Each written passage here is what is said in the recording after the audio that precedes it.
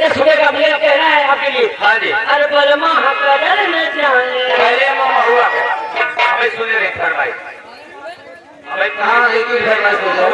अरे पहले अरे मामा हुआ के जो में डरिया मामा हुआ के जो में डरिया दनी का गाना हर दनी का गाना बना वो हमारी बोलिया दनी का गाना बना वो हमारी बोलिया।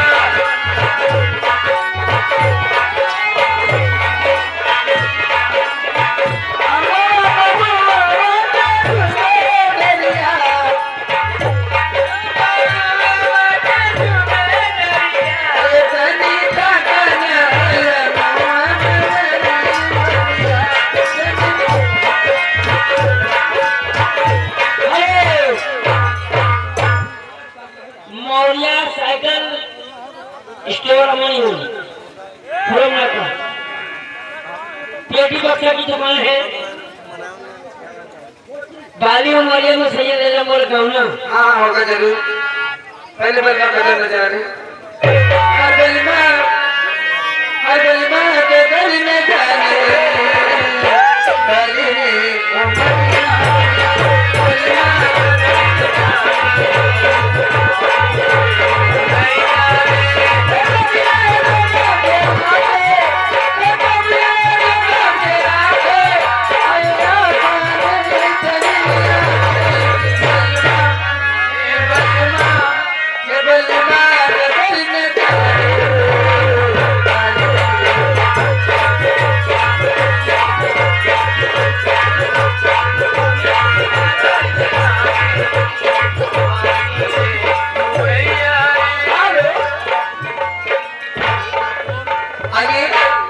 बाली उमरिया में जाएगा अपना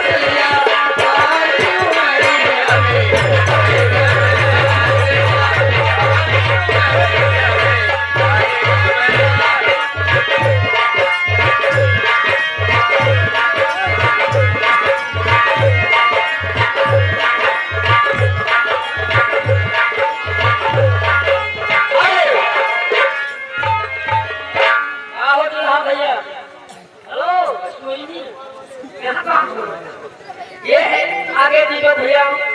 सुबह का कहना है लाल भैया सोहर की फरमाइश है। सोहर जब तक पूरा नहीं होगा बंद मत करना।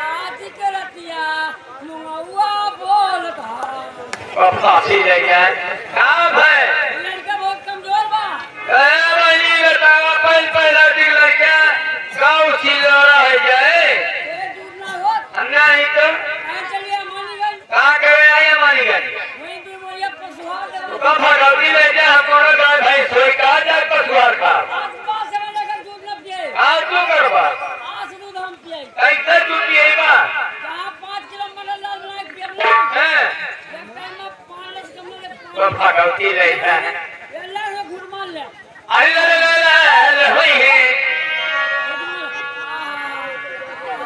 कैसा लगा कुतबा का है ए बच्ची देख भैया बहुत कमजोर बा मैं कबाब दिखबा ये दुआ के तू है दुआ ये के दिए में छुन्नी बा आए वो भगवती ले जा भगवती सोना भवन के बाग जागर हो अरे होई है बोला वाकती पट मनवा में आ जागर हो अरे होई है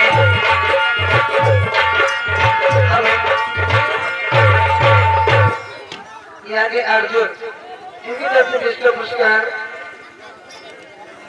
मोहम्मद अरविंद सॉरी ये अरविंद की तरफ से विश्व पुरस्कार आइए कहना है